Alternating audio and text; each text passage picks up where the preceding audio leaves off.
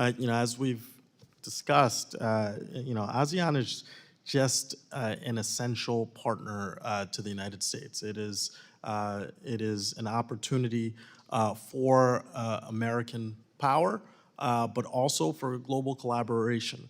And I believe the Biden administration understood this and made ASEAN central to our Indo-Pacific strategy. But I'm concerned about the Trump administration's foreign assistance freeze, chaotic tariffs, and what that's done to really take an axe to our relationship with ASEAN nations. And of course, as we've discussed already today, this really works against our efforts to counter China's influence in the region. And Trump's chaos and uncertainty has undermined our credibility as a partner while doing its part to hurt American businesses. Even worse, China is already stepping in to fill the void that we've left behind. And in one particular way, I want to highlight in my time today. I'm worried about a potential axe to the U.S. International Development Finance Corporation, as we all know, the DFC.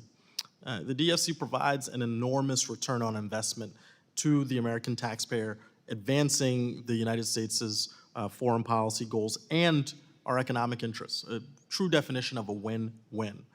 And the United States private sector is consistently the largest source of foreign direct investment in the ASEAN region.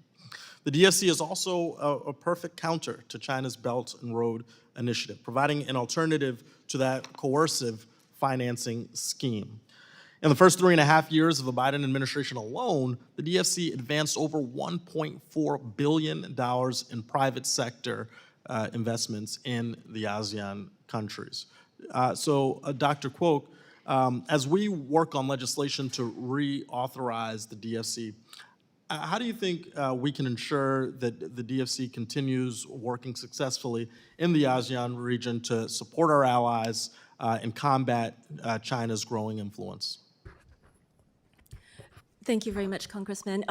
I think you're right to point out the strategic damage that the withdrawal of aid has done to the United States. Two caveats on aid. First, having aid in and of itself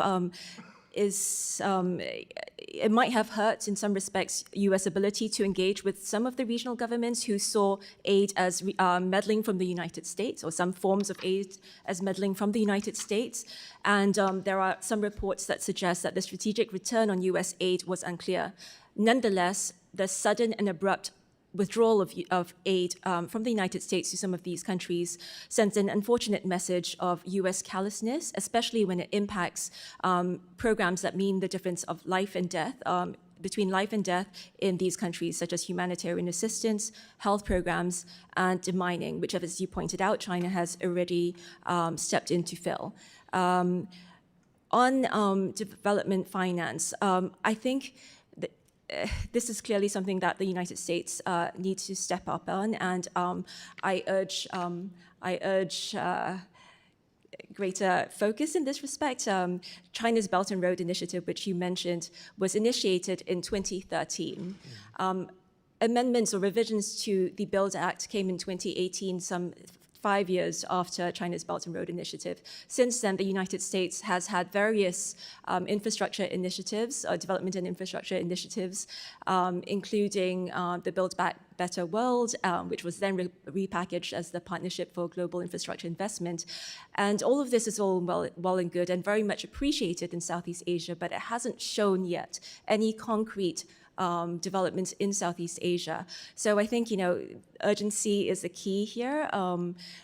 Otherwise, it starts to feel like old wine in new bottles. So certainly, the region is in urgent need of infrastructure development, and all of this should have happened yesterday, if not today or tomorrow would be great. And this is not just in the region's interest, it's in the US interest as well, as it seeks to reduce regional reliance on China, as well as increase US access in the region as well. Well, thank you. I see my time is close to expired, so I will yield back. Thank you.